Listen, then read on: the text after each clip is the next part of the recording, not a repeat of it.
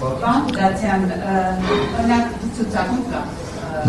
ձեզ ինչու պետք է ընտրի օրինակ քաղաքացիական պայմանագրի անդամը կամ ձեր կուսակիցները, ինչ արժանության վրա ձեզ պետք է ընտրի։ Նախ կարծում եմ, որ քաղաքացիական պայմանագիր կուսակցության ցուցակում բոլորն էլ արժանավոր մարդիկ են, այս կամ այն կերպ այս ընթացքում ծառայություն են մատուցել եւ Հայաստանի Հանրապետությանը եւ ակտիվ ներգրավված են եղել կուսակցական աշխատանքներում։ Ես եւս կուսակցության հիմնադիր անդամ եմ, կուսակցականի կարգավիճակով աշխատել եմ Արմավիրի քաղաքապետ, կարծում եմ վատ չեմ աշխատել որպես Արմավիրի քաղաքապետ, հետո կարճված աշխատել եմ Արմավիրի մարզպետ, հիմա էլ տարածքային կառավարման եւ ենթակառուցվածքների նախարարությունում եմ աշխատում։ Սա եւ աշխատանքի գնահատականը կարելի է լինել, համարել եւ նաեւ նախկինում իմ ստանձնած առաջնորդության process-ի շարունակություն, այսինքն քաղաքացիական պայմանագիր կուսակցության պատվիրակները կուզեն, որ ես էլ լինեմ առաջնորդների այն ցուցակում, ովքեր առաջիկա ազգային ժողովի ընտրություններում կուսակցությանը կառաջնորդեն դեպի հաղթանակի։ Կարծում եմ այդ տրամաբանությամբ ես առնվազն այդ հարցերը բոլորը քննարկման ենթակա հարցեր են, ես չեմ կդժվարանամ հիմա պատասխանել, որովհետև եթե 2 տարի առաջ ասեին օրինակ ես իս նախարարի կարգավիճակում տեսնում եմ, այդ ժամանակ էլ էլի չէի պատասխանի։ Ոչ, տարածքային կառավարման եւ ենթակառուցվածքների նախարարի պաշտոնը ինքը հետաքրքիր պաշտոն է Հայաստանի Հանրապետության նաեւ ծանր Հայաստանի Հանրապետության ենթակառուցվածքներին եւ ոչ միայն ենթակառուցվածքներին մեր նախարարության համակարգման ոլորտում պետության համար կարևոր բազմաթիվ ոլորտներ են եւ ես ուրախությամբ եմ կատարում իմ աշխատանքը նաեւ այս կարգավիճակով։ Գրեթե բացառում եմ, որովհետեւ սա ժողովրդավարության օրինակ է, եթե սա ցանկություն ունենային կուսակցությունները, ապա նախկինում 90-ականներից սկսած դաշտը բաց էր եւ իրենք կարող էին այս մեխանիզմը ներդնել,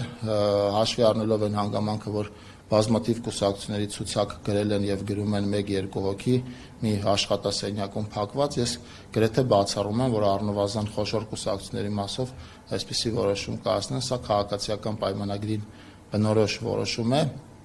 եւ իմիջիալոց ես կարծում եմ նախորդ շրջանում մեր քաղաքական հաջողությունների զգալի մասը պայմանավորված է եղել եւ այն թափանցիկությամբ, այն ժողովրդավարությամբ եւ թիմը միմյանց հանդեպ են վստահությամբ, ինչի ականատես է նաեւ այսօր ենք այս process-ի արդյունքում։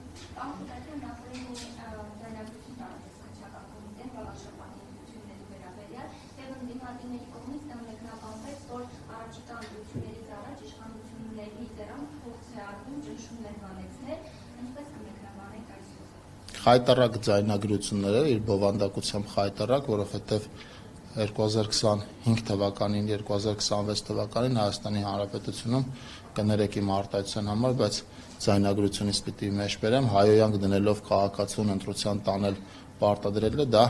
սրիկայություն է, ապաքաղաքական է եւ հանցագործություն է եւ դա պետք է արժանանա գնահատականի եւ իրավական եւ քաղաքական։ Տեսել եմ նաեւ այն մեկնաբանությունները, որ ընդդիմադիր դաշտը անում է թե ընդամենը քարոզչական process է եւ մարդկանց քարոզարշավ են արել, ես կարծում եմ, որ այդ ձևի քարոզարշավ, հա, այդ բառապաշարով, այդ մեխանիզմով ձայնագրության մեջ ասում է ես կանգնած նայում եմ ով ընտրեց, մի քաղաքացու ասում են կգնաս կընտրես, ես քո հետևից կմտնեմ, կտեսնեմ, օրինակ պարոն Մեխակյանի քվեաթերթիկը կա այդ արկղի աղբարկղի մեջ թե չէ, այսին հստակ ուղղորդող process-ը ամենավատ ձևի լկտիությամբ եւ հայոյանքներով համենված, բայց ես նաեւ ուրախ եմ այն առումով, որ վաղարշաբաթին մինչեւ ձայնագրություն, ձայնագրություն պետք չէր վաղարշաբաթուն հասկանալու համար ինչն է ընդդիմության էությունը վաղարշաբաթում եւ ինքը ընդդիմությանը արժանի պատասխան տվել է եւ հիմա ընդամենը ընդդիմադիր ավական ու կարգավիճակով իրենք հնարավորություն ունեն առնչվել համայնքային կյանքի հետ, իսկ պատկերացնում եք, եթե այդ մարդիկ դառնային իշխանություն։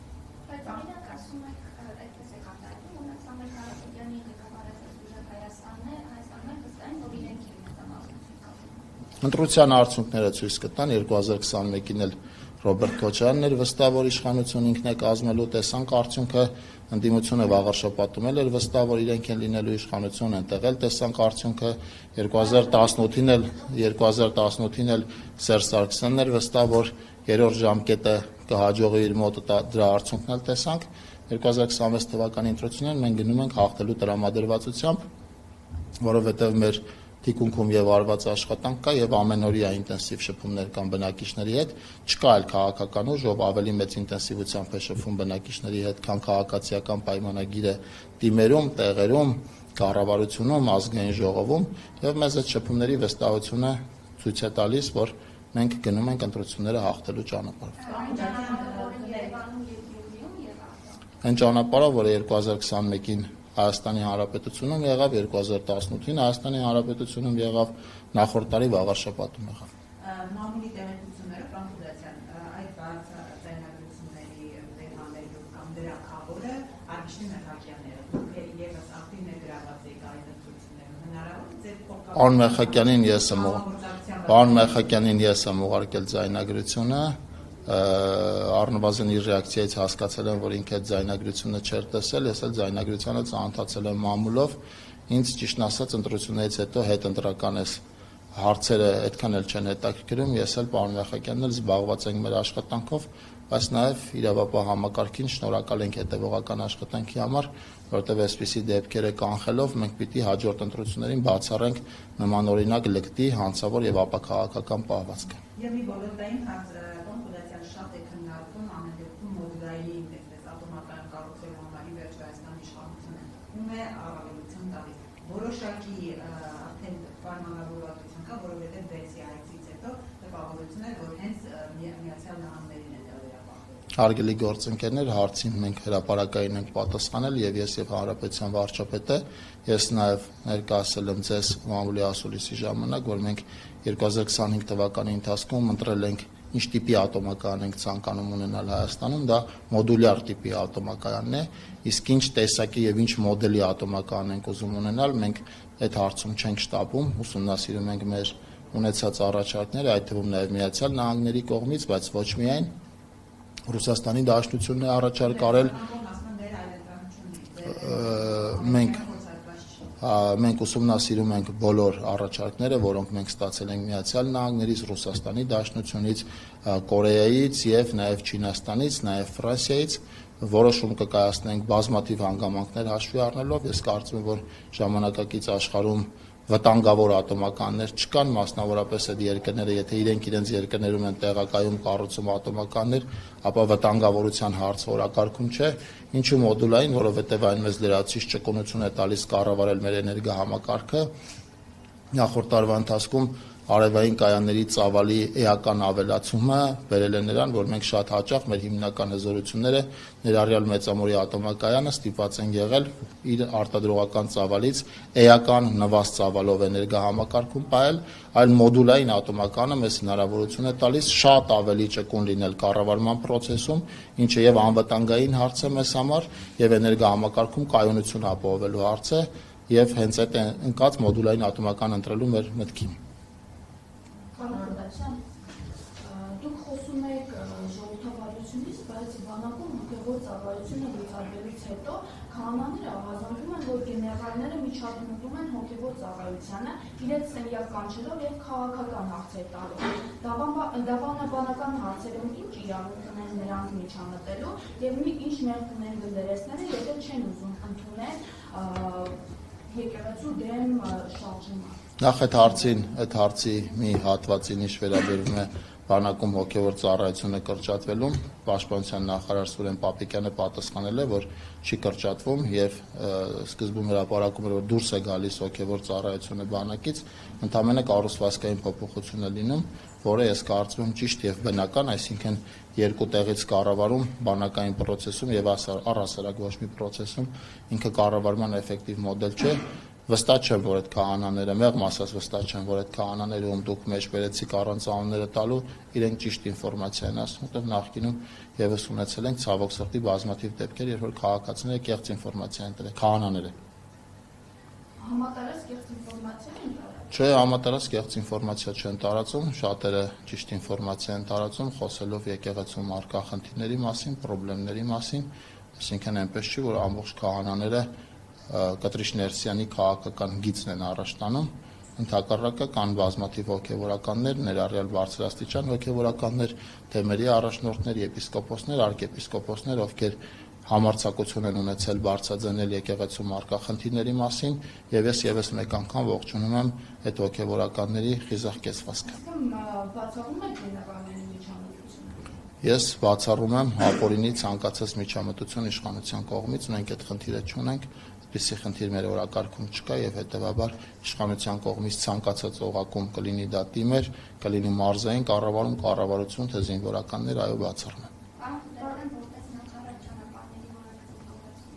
Մենք 2025 թվականի ընթացքում ճանապարհային ցանցի էական բարելավում ենք ունեցել, ներառյալ որակական չափանիշները, արդյոք կատարյալ են կառուցվում ճանապարհները ոչ, որովհետև դրանք ռեսուրսների խնդիր են, բայց նաև շինարարական ընկերությունների եւ առաջին հերթին շինարարական ընկերությունների ռեսուրսների խնդիր են, բայց այն, որ այս ուղղությամբ էական դրական առաջընթաց կա, դրա մասին փաստում են նաև քաղաքացիները, պիտի ասեմ, որ մենք նախորդ տարվա ընթացքում շուրջ 3 անգամ ավելացել ենք պետական լաբորատորիայի միջոցով լաբորատոր հետազոտությունների ծավալը, մենք շուրջ 11,000 լաբորատոր նմուշառում ենք իրականացրել,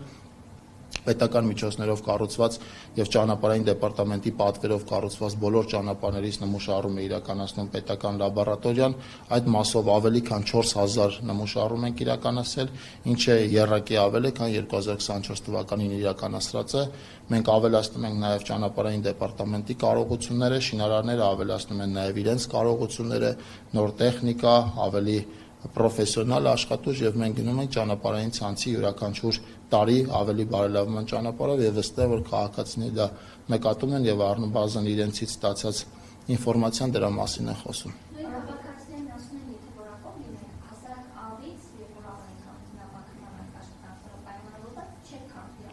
Ճանապարհային դեպարտամենտը, որի պատասխանատուն նաեւ մեր նախարարությունն է եւ քաղաքական պատասխանատուն առաջին հերթին ես եմ, չի կառուցել գետ 1 կիլոմետր այնպիսի ճանապարհ, որի վրա աղ լցնելուց հետո ճանապարհը քանդվի։ Ես վստահ չեմ, որ Երևանում նոր կառուցված ճանապարհ է քանդվել եւ աղի պատճառով իմիջիալոց մենք նախորդ տարի չգիտեմ նոր կառուցված ճանապարհի մասն է խոսքը թե չէ, բայց մենք նախորդ տարի լավ փորձ ենք ունեցել Երևանի քաղաքապետարանի հետ, նաեւ Երևան մտնող ճանապարհների հիմնանորոգման մասով, գիտեք, դեպի Կորեայի ձորի հայտնի ճանապարհն է նախորդ տարի վերանորոգվել ճանապարհային դեպարտամենտի կողմից, դեպի Զվարթնոց օդանավակայան գնացող ճանապարհն է վերանորոգվել, որը կրկին Երևանի ճանապարհ է, դեպի Աշտարակ գնացող հատվածն ենք վերանորոգել եւ պլանավորում ենք քաղաքապետարանի մեր գործընկերների հետ նաև 2026 թվականին համատեղ աշխատանքներ իրականացնել, այսինքն ճանապարհային դեպարտամենտին առաջիկայում կտեսնեք նաև Երևանում ճանապարհաշինական աշխատանքներում ներգրաված։ Պարոն Գուտացյան, վարչապետը շաբաթներ առաջ հայտարարեց, որ հեցի հարցով շուկայական արժեքի գնահատման գործընթաց է ընթանում։ Ես ուզում եմ իմանալ, որ ինչ ընկերություն է այդ գնահատումը իրականացնում, ինչ փուլում է հիմա այդ process-ը, ինչ կարող եք այս բանը հայտնել, եւ այդ գնահատումը իրականացնում է, որ սեփականատերերին ինչ որ գին արդեն առաջարկվի վաճառքի համար, թե իշխանությունը արդեն որոշել է գնալ գերական շահ ճանաչելու ճանապարհով եւ այս գինը որոշվելու է հենց այս նպատակով, որ գերական շահ ճանաչվի։ Թույլ տվեք ես չմեկնաբանեմ, Հանրապետության վարչապետը այդ բանին ունեցած ամբողջ ինֆորմացիան փոխանցել է, եթե այլ հավելյալ ինֆորմացիա տալու անհրաժեշտություն լինի, ապա կամ վարչապետը կամ մեր նախարարությունը կամ պետական այլ գերատեսչություններ կասեն, այս բանի ինֆորմացիան այնպեսին է, ինչպեսին կա, որոշակի աշխատանքային հարցեր կան, որոնց մասին չեմ ուզի այս ֆորմատով բարձրաձայնենք, եթե կուսակցական հարցեր կան կպատասխանեմ։ Լավ, մի հարց է, պարոն Խուդասյան, բայց ոչ Ուրեմն հարգելի գործընկերներ, վերջին հարցը, որպեսզի այս ընդմիջումը չավարտված հասցնեմ վերադառնամ աշխատանքի։ Պարոն Խուդասյան, այն երկաթուղ են հատվածները, որոնք վարչապետը ասում էր, որ ռուսական կողմի վերահսկողության ներքո են եւ եթե իրենք դա պատշաճ ջանքերներում չանեն, մենք կանենք։ Որոշում կա այս հարցում ի վերջո մենք անելու ենք, թե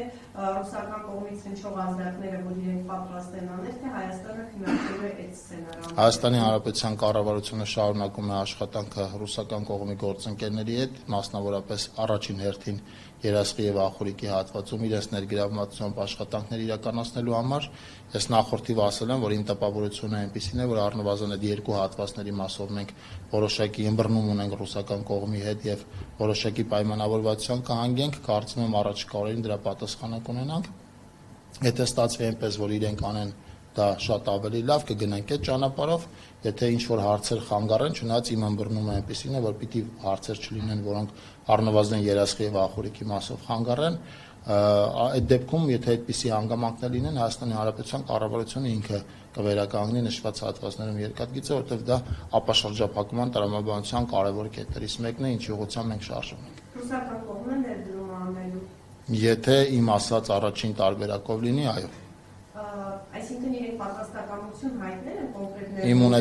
Իմ ունեցած տպավորությունը, որը ես ստացել եմ աշխատանքային process-ների արդյունքում, մենք մոտ ենք այս հարցով պայմանավորվածություն ձեռք բերելուն, բայց քանի որ խոսքը երկու կողմերի մասին է, թույլ տվեք ժամանակից առաջ չընկնեմ եւ երբ որ դա պահը դրա մասին հայտարարելու կհայտարարվի, եթե կանի ռուսական կողմը, ապա կանի ռուսական կողմը, եթե չէ, կանի Հայաստանի Հանրապետության կառավարությունը։ բանակցությունները դուք եք վարում։ Բանակցություններում ներգրաված է նաև տարածքային կառավարման եւ ենթակառուցվածքների նախարարությունը, իմ տեղակալ պարոն Սիմոնյանը, որը համակարգում է տրանսպորտի ոլորտը, ինքը ակտիվ քննարկումներ ունի Ռուսաստանի գործընկերների հետ այս մասով երկաթուղու գործընկերների նկատմամբ։ Պարոն Կուդասյան, իսկ մյուս մասերով, վարչապետի նշած մյուս հատվածներով, որոնք եւս նույն հետապաշրջապատման Իմ նշած հատվածների մասով է բանակցությունները ռուսական կողմի հետ, մյուս հատվածների մասով տարբեր լուծումներ կան, բայց հարգելի գործընկերներ, այս ֆորմատը այն ֆորմատը չի, որտեղ կուզեմ խոսացել եմ։ Բանակցությունները մեկնարկեցին են, բայց հետո երբ վարչապետը հայտարարեց այդ հատվածների վերանորոգման Ես չեմ ֆիքսի վարչապետի հայտարարությունից առաջ է եղել թե հետո, բայց ոչ թե պայմանավորված է հայտարարությամբ, այլ կա անհրաժեշտություն, որի շուրջ հանրապետության վարչապետը ցանկություն է հայտնել հայտարարություն անել եւ հայտարարություն արել, հիմա կդժվարանամ հստակ քիչ տարբերությամբ գուցե լինի։